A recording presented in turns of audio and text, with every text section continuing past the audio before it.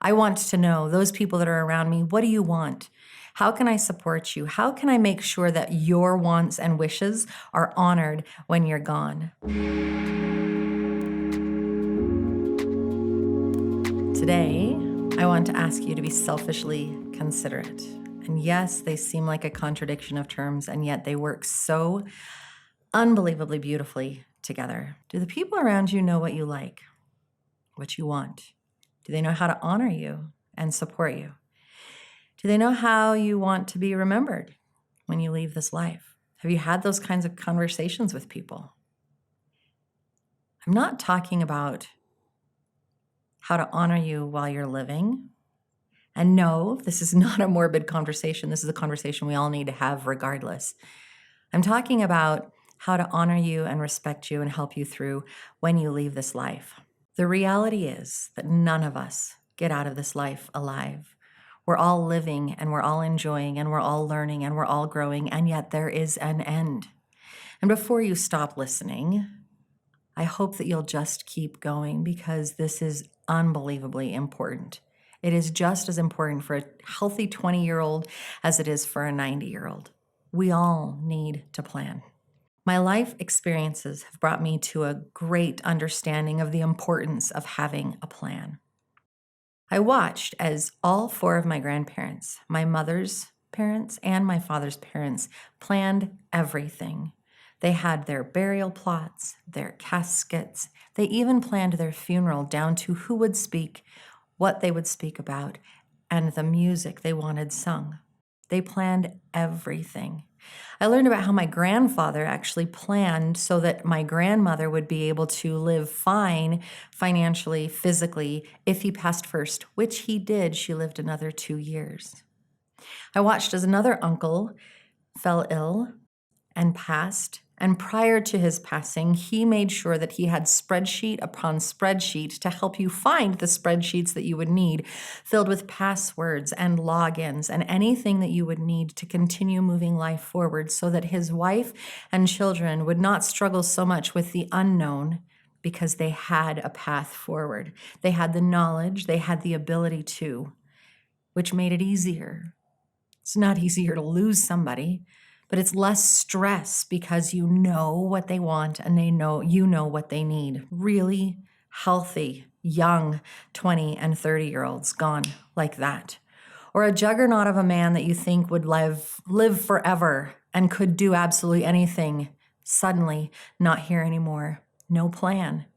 And I've watched the pain and the struggle that people go through when their loved one goes. They are left behind and they have to figure out, what next? How do I deal with things? What are the next steps? What would they want? What are their passwords to this account?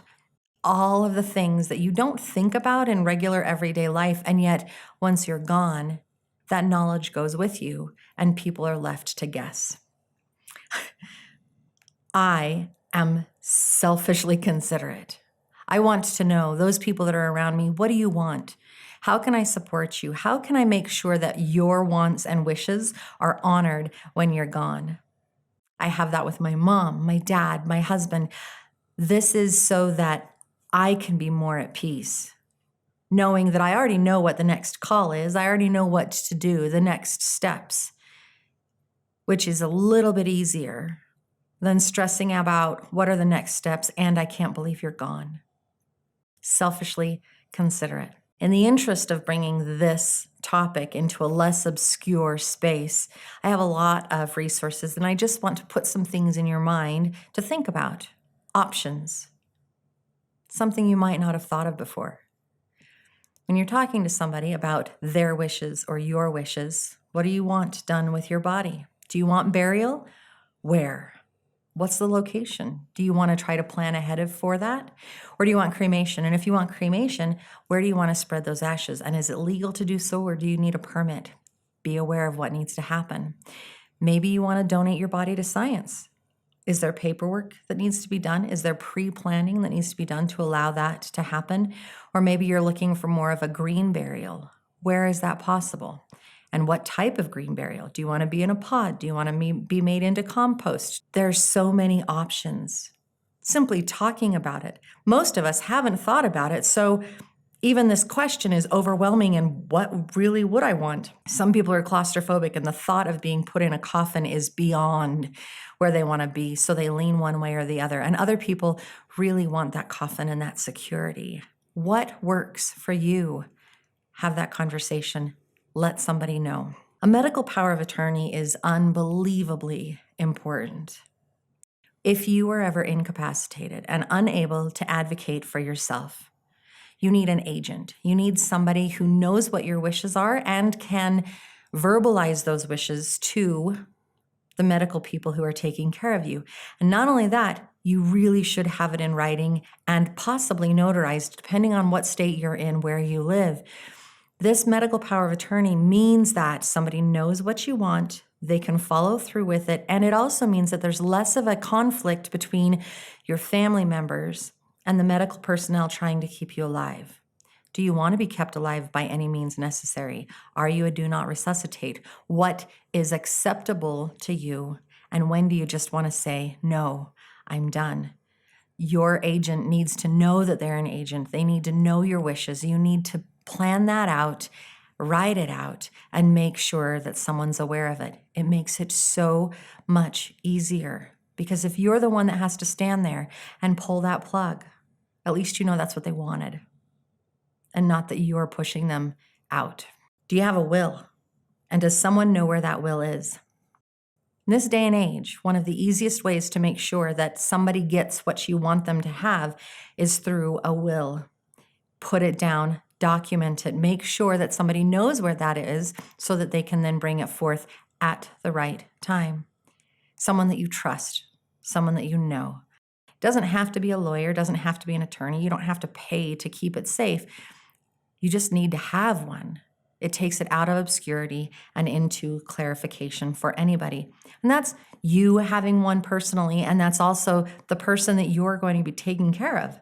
What do they want? Who do they want to have what? How do they want things dealt with? How about a document in safekeeping that has passwords, logins, how your bills are received and paid so that they can deal with things? Most of us have autopay on a lot of our bills. The thing with autopay is once someone passes on, they don't know, and that autopay keeps charging the card on file until somebody notifies them of the passing or the card is no longer valid. The only way that they can stop, the only way that your loved ones or you can stop that payment is if you know how that bill is received and how to deal with it. They need the login information. They need answers. This is the same across the board. Often your agent is also your financial power of attorney. Now, there are some things that you can deal with and you don't have to worry about financial power of attorney. On your bank accounts, you can always say payable on death. This is not always the case with every type of financial accounts that you have, or cars or homes. And if you want somebody specific to receive that, having a financial power of attorney and having the other wills are going to help set you up if you're dealing with someone else's estate, or help set those people up that you're leaving behind. Who would you like notified, and how? How does somebody notify those people? There are a lot of fantastic people that we love. Sometimes it's really hard to let them all know by voice, but those people who are really special to you, if you want them to hear it from a voice and not from social media or some other announcement that they just happen across, have a list and designate someone to start a phone tree. Hey, so-and-so has passed. Can you notify these people? Can you notify these people? Makes it a little bit easier. There are a myriad of resources that you can tap into, and many of them are free. You do not need a lawyer or an attorney to do it. You can tap in, find those resources, and do it on your own. Many times you can find an inexpensive or free notary from your bank to be able to notarize some of these documents. The key is making sure that you have them planned out, and it brings unbelievable peace of mind. I've also put together a set of conversation cards, and these conversation cards, they're called Illuminating Connection, and they cover a myriad of topics, including end-of-life planning, what you want done, and intimacy, finances, religion, your own personal beliefs from growing up. It gives you an opportunity to really tune in with the people around you and find out who they are on a deeper level and what they really want moving forward. Thank you for listening. Thank you for sticking to this. And I really hope that you become an advocate like me about being selfishly considerate. Plan, because planning now makes it a lot easier later.